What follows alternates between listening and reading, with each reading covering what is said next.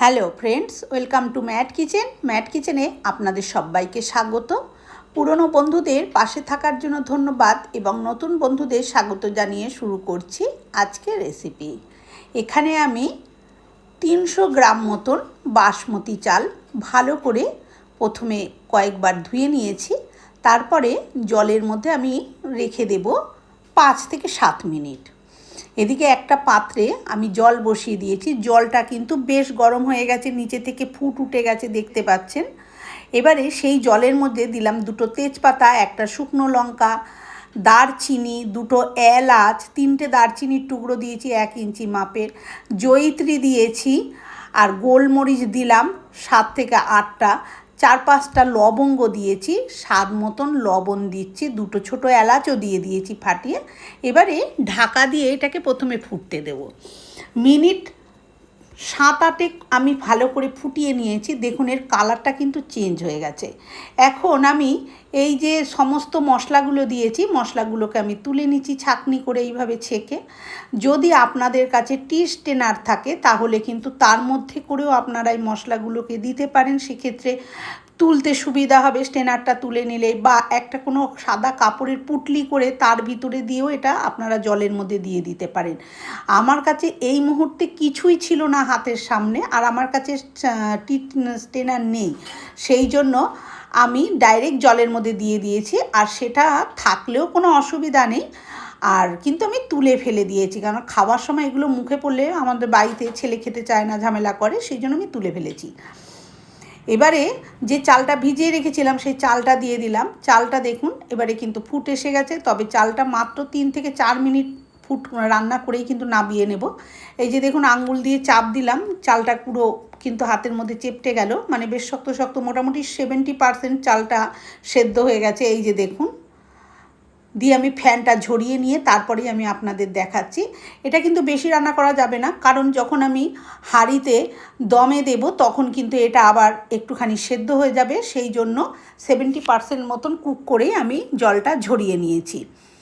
এদিকে একটা কড়াই বসিয়ে কড়াইতে দিয়ে দিলাম সর্ষের তেল, আর তেলের মধ্যে দিয়ে দিলাম আমি ডুমো ডুমো করে রাখা আলু। আলুটা খুব বড় বড় যে ডুমো ডুমো করেছি তা নয়, আমি আজকে তৈরি করছি সম্পূর্ণ নিরামিষ এঁচোড় বিরিয়ানি, সেই জন্য এঁচোড়ের মাপটা যেরকম কেটেছি সেই অনুপাতে আমি আলুর মাপটাও কেটেছি। এবারে দিয়ে দিলাম লবণ, আর এখানে আমি হলুদ গুঁড়ো দিচ্ছি। আপনারা চাইলে এটা কিন্তু ফুড কালার দিতে পারেন, ফুড কালার দিলে কালারটা আরও বেশি ভালো আসবে। আমি ফুড কালার দিইনি, আমি হলুদ দিয়েছি। নুন আর হলুদ দিয়ে আলুটাকে আমি একটু লালচে করে ভেজে নিচ্ছি। এবারে এই যে এঁচোড়ের টুকরোগুলো দেখুন, আমি ঠিক কিন্তু এরকম এঁচোড়গুলোকে ডুমু ডুমু করে কেটে নিয়েছি। আর এঁচোড়টা বন্ধুরা আমি একটু জাস্ট মিনিট 3-4 জলেতে ভাপিয়ে নিয়েছি, মানে পুরো সেদ্ধ করে নিইনি, পুরো সেদ্ধ করে নিলে ভালো লাগবে না, সেই জন্য আমি 3 থেকে 4 মিনিট একটু জলের মধ্যে এটাকে ফুটিয়ে ভাপিয়ে নিয়েছি, কারণ এঁচোড় সেদ্ধ হতে তো সময় লাগে। আর তার কারণে হচ্ছে এইভাবে নাড়াচাড়া করতে, ভাজা আর মশলা দিয়ে যখন আমি নাড়াচাড়া করব এঁচোড়টা কিন্তু খুব সুন্দরভাবে সুসেদ্ধ হয়ে যাবে, সেই জন্য আমি একটু ভাপিয়ে নিয়েছি। আর ভাপানোর সময় আমি শুধু একটু লবণ দিয়েই ভাপিয়েছি, হলুদ দিয়ে ভাপাইনি, সেই জন্য কালারটা একটু এরকম হয়ে গেছে। যাই হোক, সেই এঁচোড়টা আমি জল ঝরিয়ে রেখেছিলাম। এবার আলু ভাজার পরে যে তেলটা ছিল সেই তেলের মধ্যে এঁচোড়টাকে দিয়ে আবার নাড়াচাড়া করে নিয়েছি, একটু হলুদ গুঁড়ো দিয়েছি। এঁচোড়টা ভাজা হচ্ছে ততক্ষণে একটা এখানে মশলা তৈরি করছি, তার জন্য এখানে 3 টেবিল চামচ টক দই নিয়ে নিয়েছি। তারপরে নিয়ে নিয়েছি 1 চামচ জিরের গুঁড়ো, 1 টেবিল চামচ ঝাল লঙ্কার গুঁড়ো দিয়েছি, আর হাফ চামচেরও কম দিয়েছি হলুদ গুঁড়ো, আর হাফ চামচ মতন এখানে জয়িত্রী গুঁড়ো দিয়েছি, মানে জয়িত্রী ফুল আমি শিলেতে গুঁড়ো করে নিয়ে দিলাম।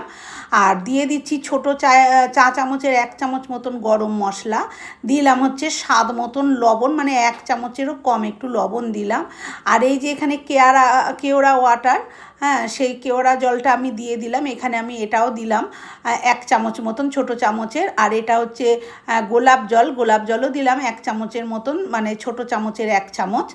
এইটা হচ্ছে আমি যতটা চালের বিরিয়ানিটা তৈরি করব সেই অনুপাতে আমি মাপগুলো বললাম। এবার যদি বিরিয়ানি আরও কম চালের বা বেশি চালের হয় তাহলে কিন্তু এটা কমিয়ে বাড়িয়ে নিতে হবে। এবার এখানে 1 চামচ মতন জল দিয়ে আমি এটাকে খুব ভালো করে মিশিয়ে রেখে দিলাম। এদিকে দেখুন এঁচোড়টা কিন্তু আমার ভাজা হয়ে গেছে, এঁচোড়টাও কিন্তু আমার 70 থেকে 80% কিন্তু সেদ্ধ হয়ে গেছে। এবারে কড়াইতে তুলে নিয়ে এই কড়াইয়ের মধ্যে আমি দিয়ে দিলাম একটুখানি ঘি। এখন আর এর মধ্যে তেল দিলাম না, 2 চামচ মতন ঘি দিয়ে দিয়েছি। এবার সেটা গরম হয়ে গেলে দিয়ে দিলাম দারচিনি, লবঙ্গ, 2টো ছোটো এলাচ ফাটিয়ে দিয়েছি, আর দিয়ে দিয়েছি একটু জয়িত্রী ফুল, আর দিয়ে দিচ্ছি হচ্ছে একটু গোলাপ ফুলের পাপড়িও দিয়ে দিলাম। আপনাদের কাছে যদি স্টার এনিস থাকে তাহলে দিতে পারেন, আমার কাছে নেই বলে আমি আর দিলাম না। এবারে ফোড়নটা ভালো মতন হয়ে গেলে একটু সুন্দর গন্ধ বেরোলে যে মশলাটা টক দইয়ের সাথে আমি মিশিয়ে রেখেছিলাম সেটা দিয়ে দিলাম, আর সেই মশলার বাটিটা ধুয়ে একটু জলও দিয়ে দিলাম।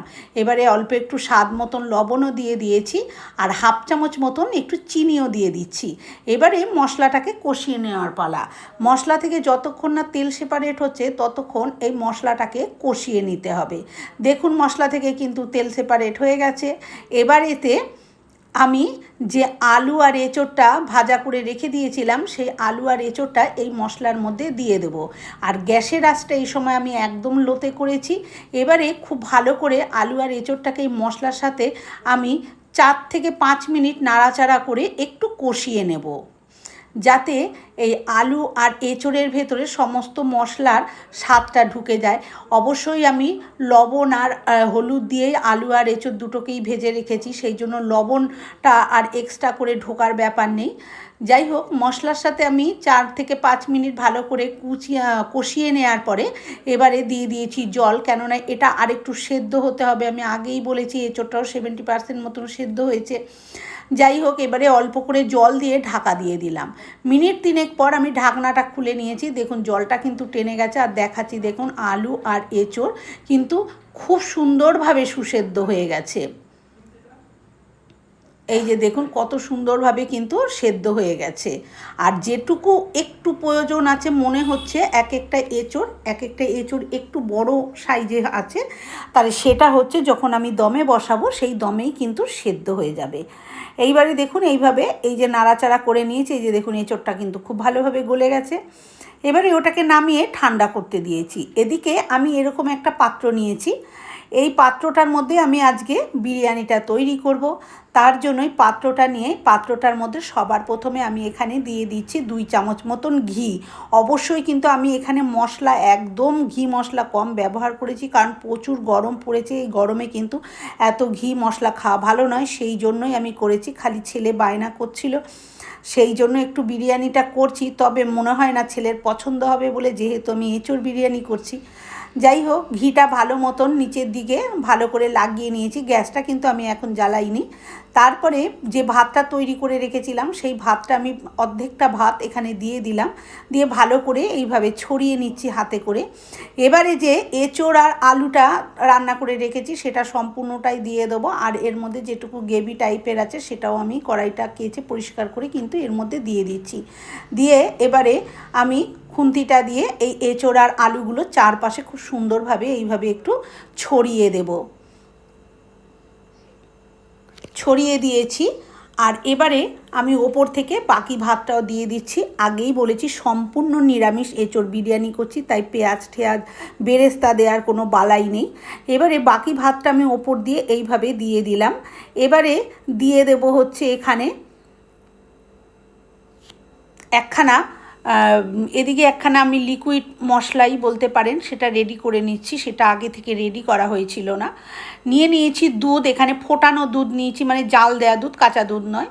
আর তার মধ্যে 1 চামচ দিয়ে দিলাম কেওড়া জল, 1 চামচ দিয়ে দিলাম গোলাপ জল, আর 2 থেকে 3 ফোঁটা দিয়ে দেবো মিঠা আতর। আমার কাছে কেশর নেই, সেই জন্য আমি কেশর দিলাম না। কেশর যদি থাকে তাহলে কিন্তু একটু কেশর এর মধ্যে দিয়ে দিতে পারেন, তাহলে কিন্তু খুব সুন্দর হবে। এবারে দিয়ে দিচ্ছি ওপর থেকে এখানে বিরিয়ানির যে মশলা, সেই বিরিয়ানি মশলাটা দিয়ে দিচ্ছি। বন্ধুরা, আমি এঁচোড়টা যখন মশলাটা তৈরি করেছিলাম সেখানেও আমি 1 চামচ বিরিয়ানি মশলা দিয়েছিলাম, কিন্তু সেটা স্কিপ হয়ে গেছে বলে আর বলাও হয়নি, এখন আমি বলে দিলাম। এবারে যে দুধটা আমি রেডি করে রেখেছিলাম সব কিছু দিয়ে, সেটাও দিয়ে দিলাম, আর ওপর থেকে একটুখানি আমি আঙ্গুলে করে এরম একটু ফুড কালার লাগিয়ে দিচ্ছি। দেখুন এটা কেমন দেখতে লাগছে। এই যে এবার এটাকে আমি দমে বসাবো কি করে, সেই জন্য প্রথমে একটা এরকম চাটু বসিয়ে দিলাম, তাওয়া আর কি। সেটার ওপরে আমি এই বিরিয়ানির হাঁড়িটা বসিয়ে দেব। আর এই হাঁড়ির ঢাকনাটা এত সুন্দর না যে এখানে কোনো আটা ময়দার লেচি কিছু দিতে হয় না, এটার ভাপ বাইরে দিয়ে বেরোয় না, যেই গরম হয়ে যায় ভাপটা ভেতরেই থেকে যায়। এইভাবে প্রথমে আমি হাই আছে 5 মিনিট, তারপরে লো আছে 10 মিনিট আমি জাল করে নামিয়ে নিয়েছি। এবারে ঠান্ডা করে নিয়ে এসেছি, আমি আপনাদের দেখাচ্ছি বিরিয়ানিটা কত সুন্দর ঝরঝরে হয়েছে আর কত সুন্দর দেখতে হয়েছে। বন্ধুরা, আমার আজকের এই এঁচোড় বিরিয়ানি মানে নিরামিষ বিরিয়ানি কেমন লাগলো কমেন্ট করে অবশ্যই জানাবেন। যদি ভালো লাগে একটা লাইক দেবেন, আর আমার চ্যানেলে নতুন বন্ধু হয়ে থাকলে চ্যানেলটি সাবস্ক্রাইব করে নেওয়ার অনুরোধ রইল। পাশে থাকা বেল আইকনটা অবশ্যই প্রেস করবেন, কারণ আমি যখনই কোনো নিত্য নতুন রেসিপি শেয়ার করব নোটিফিকেশন আপনাদের কাছে পৌঁছে যাবে সবার আগে। দেখুন এবার আমি এটাকে সার্ভ করে দিচ্ছি, কত সুন্দর ঝরঝরে হয়েছে। আর আলু আর এঁচোড় তো আমি আপনাদের আগেই দেখিয়ে দিয়েছি, দমে বসানোর আগেই যে কত সুন্দর সুসেদ্ধ হয়ে গেছে। আর খেতেও কিন্তু দারুণ লাগে। এটা জাস্ট আমি চিকেন কষা দিয়েই কিন্তু সার্ভ করব, পাশেও যে চিকেন কষাটা রেখেও দিয়েছি। আজকের মতন এই পর্যন্ত, আবার হাজির হয়ে যাব অন্য কোনো রেসিপির সাথে। ততক্ষণ ভালো থাকবেন, সুস্থ থাকবেন। ধন্যবাদ।